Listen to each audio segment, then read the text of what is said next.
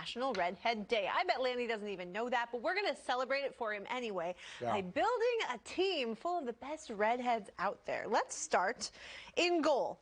Freddie Anderson comes to mind. Do you think he would be your vote for best redheaded goalie? At that position, I don't think there's a more identifiable redhead. So, yeah, the Great Dane makes great sense for me. And I'll tell you what, I think a great bit of context on Freddie Anderson. You know, the Leafs, in terms of the new direction and going forward, and really the grand rebuild started by Lamoriello and Shanahan together, a signature piece, the starting component to all that was this man. We've got to have #1 goaltending to stabilize this young group, and Anderson has been that for several years now for the Leafs. That's a cornerstone of that roster. He has kept them in game after game, and they're certainly looking to tighten up defensively going forward in front of him. Speaking of defense, let's talk defensemen, starting with Larry Robinson. He certainly comes to mind. Yeah, and I grew up watching the Big Bird. Are you kidding me? I mean, this was a true dynasty, the Montreal Canadiens, and Larry Robinson from that defense position, long, tall, gangly as he was just so gifted, so athletic, and a real, just a key leader in a wide cast of amazing characters. But yeah, for me, this takes me back in a big way, Jamie. Growing up, emulating, watching Larry Robinson play, especially for those Canadian teams as a Western Canadian kid. But it was pretty special. Those were incredible moments. Absolutely. He had the good beard going, but not quite as solid of a red beard as Ryan Ellis. This was my vote because I don't actually know if his hair on his head is completely red, but the beard looks great. So I'm just going with that. Well, listen, this is kind of home for me these days, and I follow these Preds for a good long while, so I've seen that beard, that red beard up close.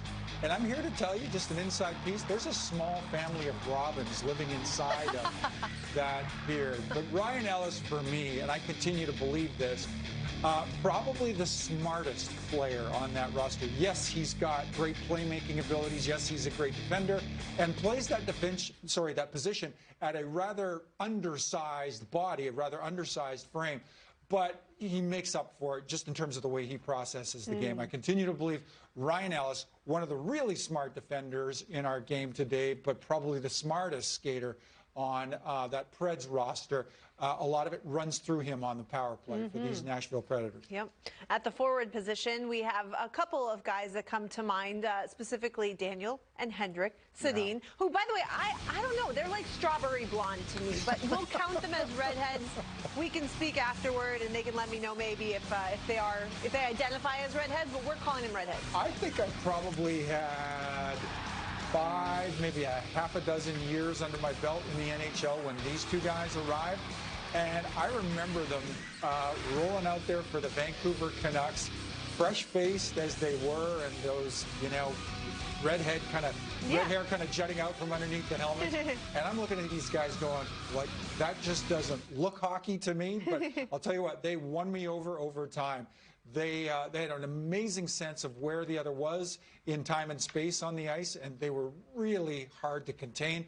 And the numbers, the careers they put together over the course of their tenure within the NHL speaks volumes, speaks for themselves. A remarkable tandem. One of the redheads that we certainly love here at NHL Network, having part of our staff, Scott Hart. No, he certainly is known for his luscious locks, right? I mean, he and Gritty, I think, were going at it as to who had the better flow a few years back. We love him. We sure do, and we're getting to see kind of the second iteration or the second tour of duty for young Scott. I was there when Scott was breaking in. He was a rookie in his first tour of duty with the Nashville Predators. There it is. He impressed me to no end. He really did. A hard-nosed guy, played a really kind of pugnacious brand of hockey. Even as a young 19-year-old, he impressed me right out of the gate. And he, too, has forged a fabulous career for himself. And love those nights when he's sitting beside us here on the desk. Yeah, he does a great job. We have to mention Lanny McDonald because he started off this segment, but just for the record, he is a part of this starting lineup, right? Or he's an extra attacker, I should say. Yeah, he's our extra attacker, and I'll tell you what, haven't had the pleasure of playing with Lanny while I was a member of the Calgary Flames. Again, a great ambassador to the game, just a real genuine soul, and a competitor on the ice. And he was a very important part of that 1981 Stanley Cup championship team in Calgary.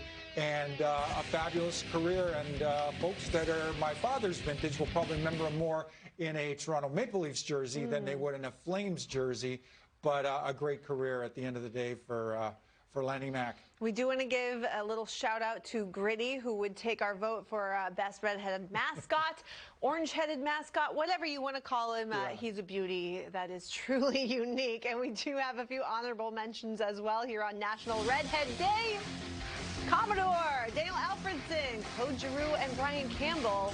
I think Jake Voracek might also be redheaded too. There's a lot of Flyers. I think that's the case. They've gone. I think that's the case. And I mean, talk in terms of platinum red. I think Brian Campbell probably takes the prize there. That's a platinum red Buffon.